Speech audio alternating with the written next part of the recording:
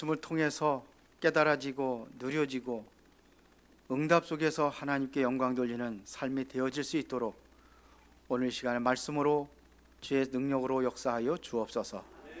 예수 그리스도 이름으로 기도드리옵나이다. 아멘. 옆 사람 축복하겠습니다. 하나님은 당신을 사랑하십니다. 다시 한번 인사하겠습니다. 당신은 소중한 사람입니다.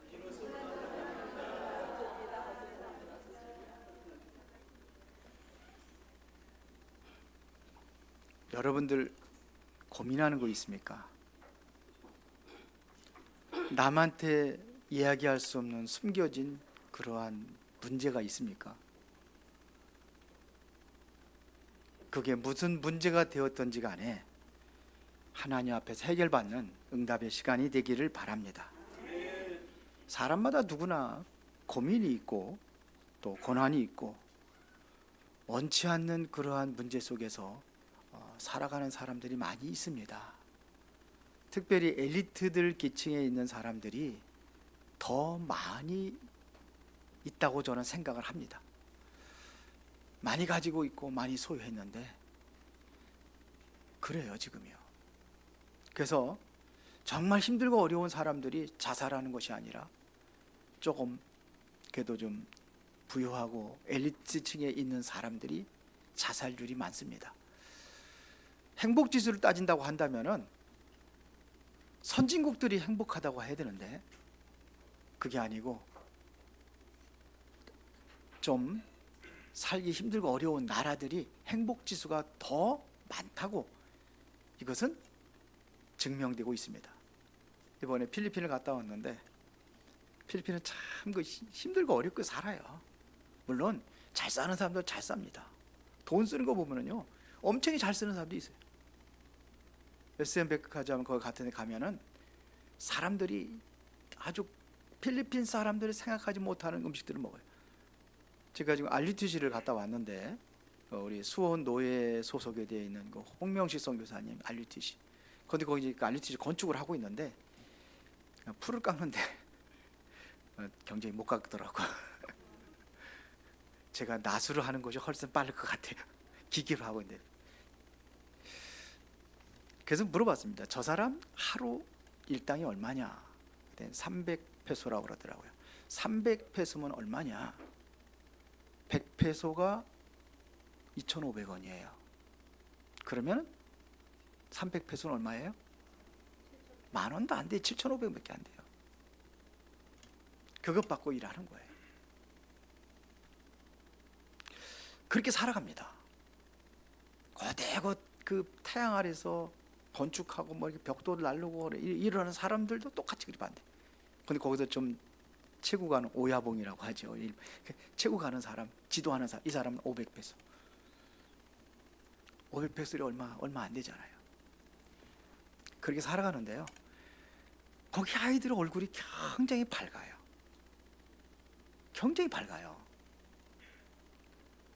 저는 태풍 속에서 그렇게 지내다가 왔습니다.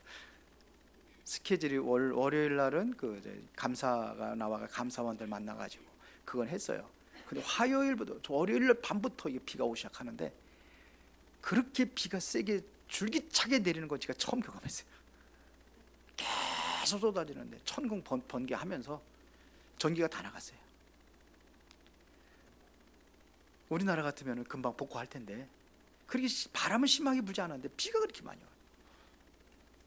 그래서 화요일 날, 수요일 날 일정은 다 취소되고 이제 목요일 날 일정만 소화하고 제가 이제 메시지 남기고 금요일 날 이제 졸업식이 연기돼 가지고 거기 권사님한테 줬어. 이거 가지고 내가 당신 좀 하라.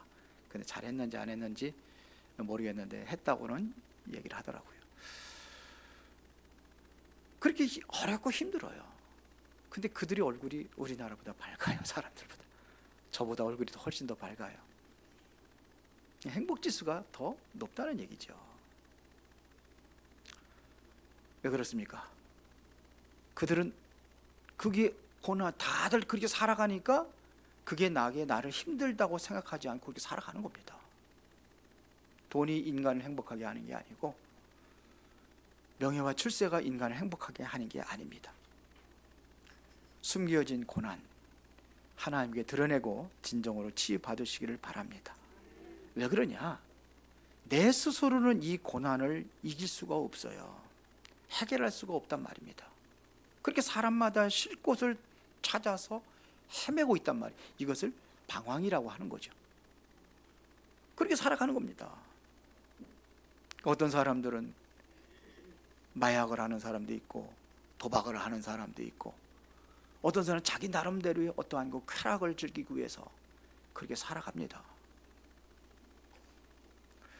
오늘 본문에 보니까 나만 장군이 나옵니다. 나만 장군이 오늘 1절에 보니까는 아람 왕의 군대 장관 나아만은 그의 주인 앞에서 크고 존귀한 자니, 주인이라는 것은 왕 앞에서 얘기하는 거거든요. 존귀한 자니 이는 여호와께서 전에 그에게 아람을 구원하게 하셨습니다. 그러니까 위기 속에서 아람 나라를 구원한 사람이 나만 장군이에요. 그 특별히 뭐냐, 특별 훈장도 달아주고 이렇게 했단 말이에요.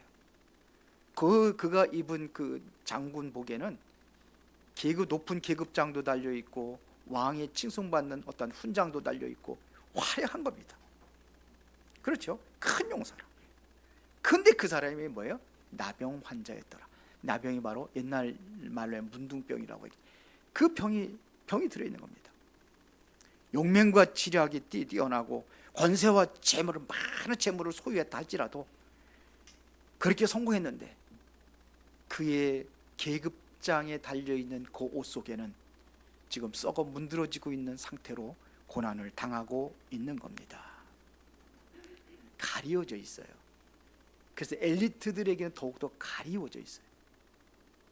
오히려 안 엘리트들은 그냥 막 드러내고 막 그런데 숨겨 있어요. 숨겨져 있는 겁니다. 자신의 용맹으로, 자신의 어떠한 그 지략으로 병을 해결할 수가 없어요. 뛰어난 지략가임에도 그 지략으로다가 자기 근본적으로 있는 그 나병을 치유할 수 없다, 이런 얘기입니다.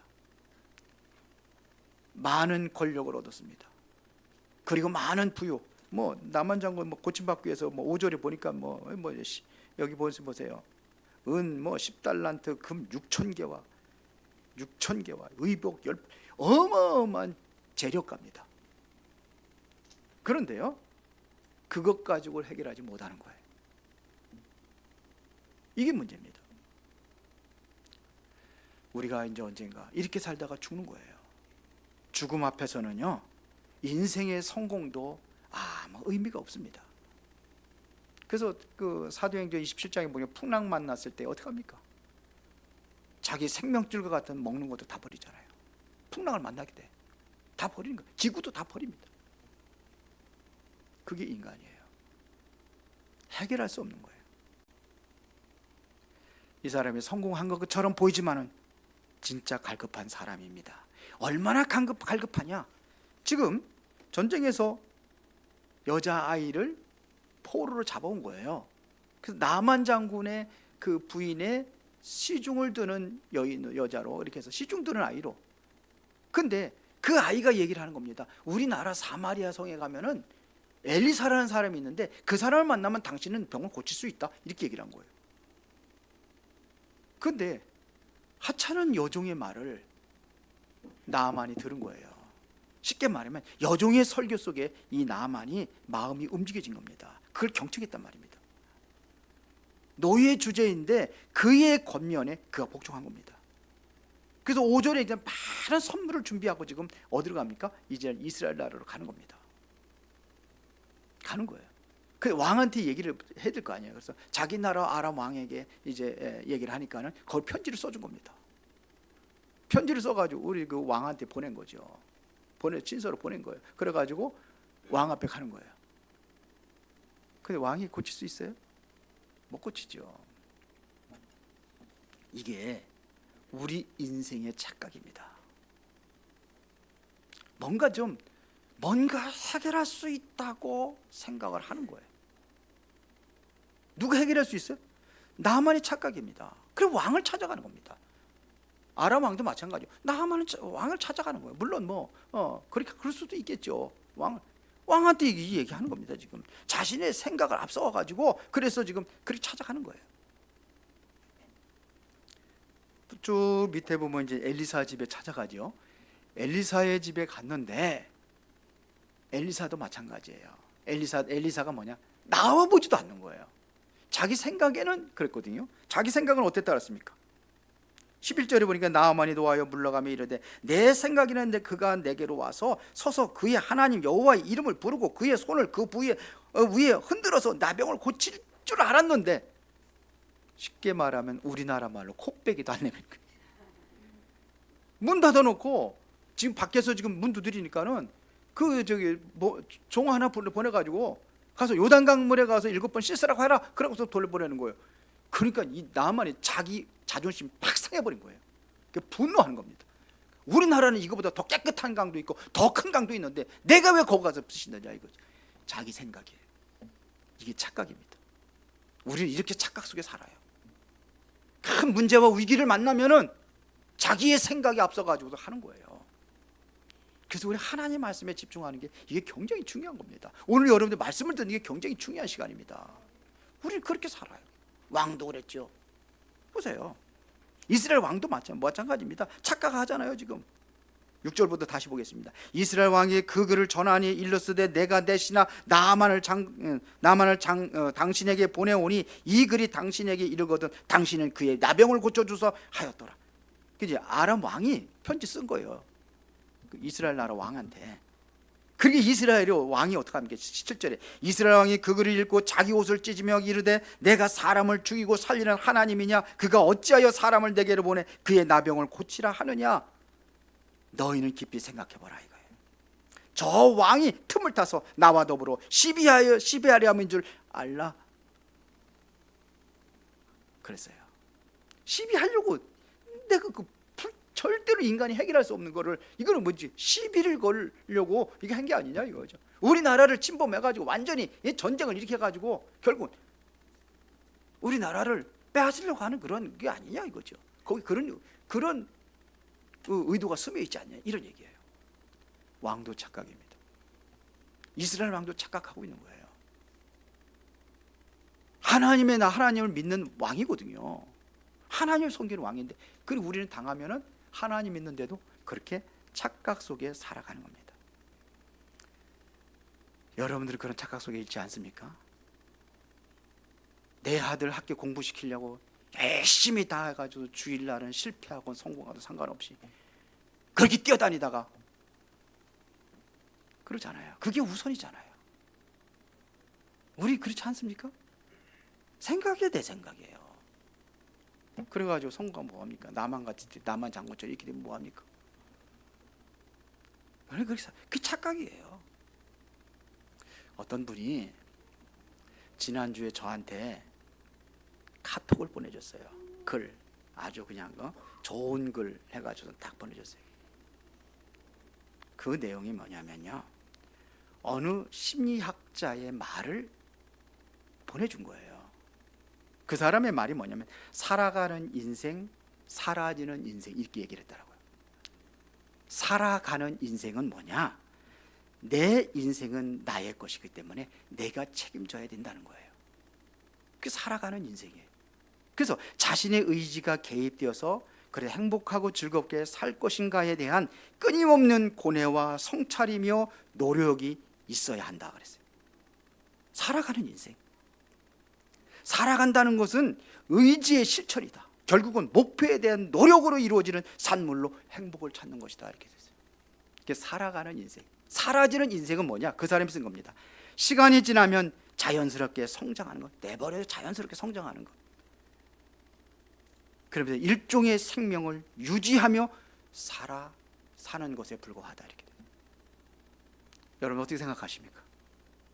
오늘날 교육이 다 그렇습니다. 내가 내 인생의 주인이라고 생각을 하는 거예요. 그리고 내 인생은 내가 책임져야 되기 때문에 내가 스스로 노력을 하고 열심히 해서 내가 세워있는 목표를 향해서 목표를 성취할 때에 그때 행복을 누릴 수 있다 이런 얘기 맞습니까? 생각해 보세요. 틀립니다. 반대입니다. 그렇게 해서 내가 원하는 거 다 성취하고 성취해서 행복을 누릴 수 있습니까? 대통령이 되면 행복할 수 있습니까? 저는 살아가는 인생이 아니라 사라지는 인생을 선택하겠습니다.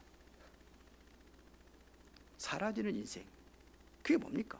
인생의 주인공이 내가 아니란 얘기입니다. 내 인생의 주인이 내가 맞다면은 살아가는 인생이 맞아요. 그렇죠?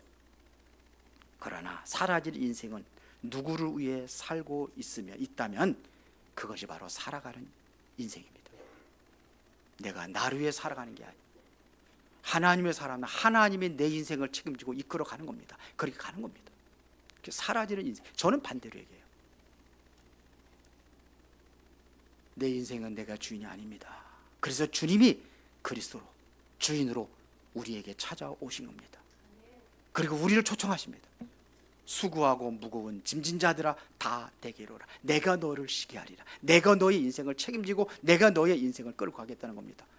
그렇다고 해서 노력하고 수고하지 그런 게 아닙니다. 수고가 뭡니까? 내가 뭔가를 이루기 위해서 하는 거예요. 내가 하기 싫은데 하는 게 수고예요. 하기 싫다 억지로 하는 게 수고입니다. 그게 힘든 거예요. 억지로 하려니까 이게 수고예요. 이 말이 좀 어려운가요? 어려워요? 알아들으시겠어요? 제가 하는 거 워낙 그냥 어렵게 얘기한다고 하는 살아가는 인생이 아니라 사라지는 인생. 내 배우의 하나님이 나의 배경이 되어주시고 그분이 나의 인생을 이끌어가는 겁니다. 그때 요셉은 어떻게 했습니까? 요즘에 그 일부 예배 요셉 얘기하고 있거든요. 요셉은 자기 힘과 능력으로 살아가려고 하지 않았어요. 하나님께 기도합니다. 그게 고백한 게 있습니다. 뭐 고백합니까? 가는 곳마다 하나님이 나와 함께 하신다. 다윗이 뭐라고 고백했습니까? 하나님 나와 함께 하신다. 그게 사라지는 인생이에요. 하나님이 이끌어가는 거예요. 그 다윗은 뭐라고? 여호와는 나의 목자시니 내가 부족함이 없다. 왜? 그가 나를 푸른 풀밭에 누시며 실만한 물가로 인도하신도다. 그가 나를 이끌어 인도하신다는 겁니다. 사라져가는 인생. 내가 사망의 음침한 골짜기를 다니는데 내가 몸부림쳐가지고 그걸 해결하려고 한 게 아무것도 없다는 거예요. 그래도 난 해를 두려워하지 않아요. 주께서 나와 함께 하심으로 그의 지팡이가 막대가 나를 안위하심으로 내가 몸부림치면서 원수하고 싸우려고 한 것이 아니라 그분이 나를 지켜주시고 보호하시고 인도하시다. 이게 다윗의 고백입니다. 착각에서 빨리 빠져나오시기 바랍니다. 그래야 나의 고민적인 그 문제가 거기서 해결되는 거예요. 우리는 그러면 어떻게 해야 되느냐? 그래서 하나님이 말씀을 주시는 겁니다. 오늘도 여러분들에게 고난 속에서 그 힘들고 어려운 나만이 숨겨져 있는 그 문제 속에서 여러분들이 해결하기 위해서 하나님께서 말씀을 주시는 겁니다. 나만에게 하나님께서 말씀을 주신 거예요. 그 여종을 통해 가지고. 그게 뭡니까? 나의 주인을 만나보라. 엘리사 선지자를 만나보라. 그 엘리사 선지자 앞에 간 겁니다. 엘리사 선지자가 분명히 엘리사 선지자를 통해 가지고 하나님께 그 나만에게 답을 줬어요. 그 답이 뭐죠? 요단 강물에 가서 7번 씻어라. 이게 답이에요. 말씀이에요. 자기 생각의 기준을 보니까 너무 틀린 거 엉터리잖아요. 자기 생각과 기준에서는 와서 나와가지고 어떻게 하기를 원했어요? 11절에 한 것들은 그 여호와의 이름을 부르고 그의 손을 그 나병의 그 상처투성이에다가 손을 얹고 흔들어서 뭔가 좀 씻어주고 막 이렇게 하면서 해야 될 줄 알았죠.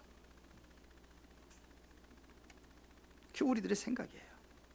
하나님은 요단강에 가서 씻으라. 나만 장군이 드디어 치유를 받았는데 어떻게 치유를 받았습니까? 어떻게 했습니까? 자기의 생각을 버린 거예요. 이거보다 더 어려운 거 시키면은 그래도 해야 될 거 아니냐? 그 옆에 있는 보좌관들이 중요해. 대통령의 보좌관들이 중요해. 이상한 보좌관들이 있어가지고 정치도 이상하게 하고 그렇게 되는 거 아닙니까? 참 이게 나만 장군 옆에는 이 보좌관이 중요한 사람, 중요한 역할. 이 보좌관이 그래야 맞습니다. 어이구, 그러면서 우리 뭐냐 우리 강가서 닦고 그래서 치유 받은 다음에 이거 먼저 박살 내봅시다. 그랬다면 어떻게 되겠어요? 보좌관이 중요해. 근데 한번 해보십시오. 뭐 어려운 거 아닙니까? 어려운 것도 아닌데 그냥 한번 해봅시다. 그 생각을 바뀐 거예요. 그러면 옷을 벗습니다. 그 옷이 어떤 옷입니까? 거짓과 위선과 교만과 권력의 옷을 벗어버린 거예요. 하나님 앞에서는요, 그거 다 벗어야 됩니다. 내가 똑똑하면 얼마나 똑똑하고 가졌으면 얼마나 많이 가졌습니까? 하나님 보기엔 다 그 사람이에요. 다 불쌍한 영혼들입니다. 그거 가진 것 때문에 지옥 가면, 그래서 바울은 그랬잖아. 나 배설물로 여긴다 그러죠. 그것 때문에 내가 그리스도를 몰라가지고 내가 엉뚱한 데 헤매고 있었으니까. 이게 벗으세요.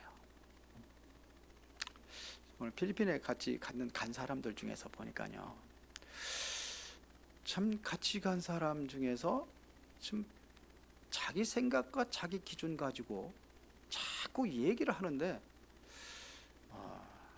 그랬구나. 제 생각이에요. 그랬구나. 자기 자랑 막 하고 그러는데, 근데 저는 그걸 자랑으로 느껴지지 않았어요. 자신의 어떠한 그거를, 쉽게 말하면 자기의 모습을, 자기 어떠한 그것들을 가리기 위한 포장으로 보였어요. 저는요, 막 그러더라고요.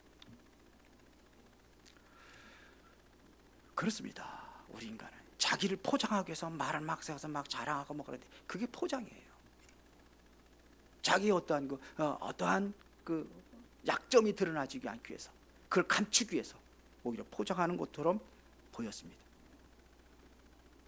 우리가 우리의 자신의 진실을 여러분들 직시할 때, 여러분들의 수치를 하나님께 드러낼 때, 하나님께서 그때부터 치유하고 그때부터 여러분들의 고난과 그 문제를 해결해 줄 줄로 믿습니다. 우리 자꾸 포장을 해요. 사람한테는 그래도 되는지 모르지만 하나님 앞에는 그러면 안 되잖아요.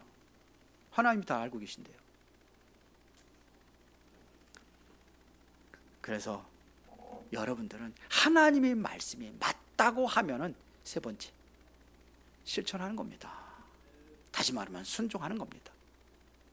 사울 왕이 전쟁터에서 이기고 돌아왔어요. 근데 하나님께서 전쟁터에서 네가 이길 테니까 반드시, 그러면 거기에 전쟁터에서의 그 어떠한 그 노력한 그 물건은 다 불태워버리고 다 죽여버리고 없애버리라 그랬는데, 보니까 토실하게 있는 양들과 소들이 보이는 거예요. 그래서 시원찮은 건 다 죽이고 그걸 딱 가지고 온 거예요. 선지자가 와가지고 얘기를 하죠. 뭐라고 합니까? 저 소리가 무슨 소리입니까? 그래서 하나님 앞에 제사를 드리려고 좋은 것들은 우리가 갖고 온 거다. 그때 선지자가 뭐라고 합니까?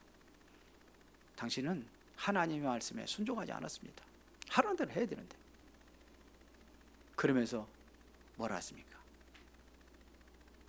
순종하는 것이 저 수양의 기름보다 나으니라, 그런 얘기를 했어요. 말씀을 따라 우리 순종하는 겁니다. 그래야 하나님의 존재가 무엇인가를 알게 돼요.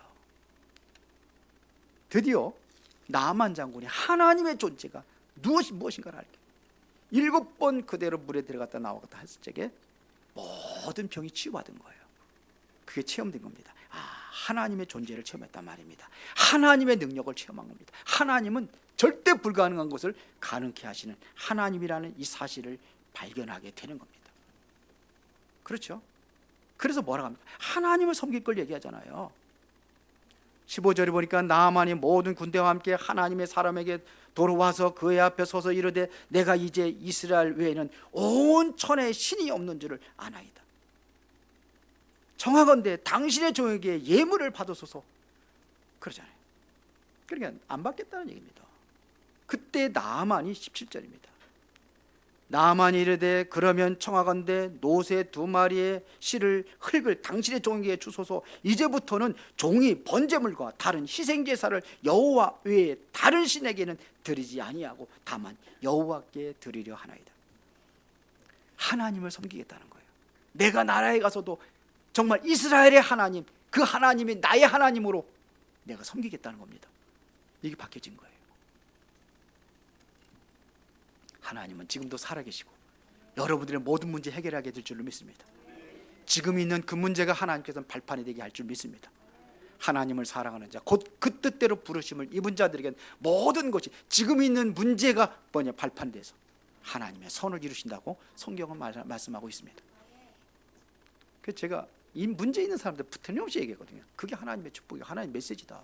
문제 속에 하나님의 메시지를 찾아라. 왜 그런 문제를 당하느냐? 하나님의 메시지가 있어요. 하나님의 계획이 있어요. 암이 걸려가지고 지금 치유받고 있는 분이 2분이 계시잖아요. 제가 얘기했습니다. 뭐라고 했냐? 그게 오늘의 세상이다. 다 병들어가고 있는 세상. 우리 형님은 고집불통이라 말을 안 들어가지고. 그런데 이게 암이 걸린 거예요. 수술을 한 겁니다. 항암치를 받았어요. 수술 안 되는 병이에요. 항암치가 없대요. 근데 열이 나고 막 그러니까는 삼성병원에 간 거예요. 갑자기 그냥 응급실로 간 거예요. 응급실에 대기하고 있는데 꼬박 24시간을 대기하고도 그 이후에 응급실 의사를 만났대요.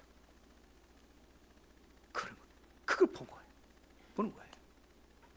우리 송 권사님 그거 봤잖아요. 그런 사람들 찾아가가지고 답을 주고 그 사람들에게 영접하고 발판이에요.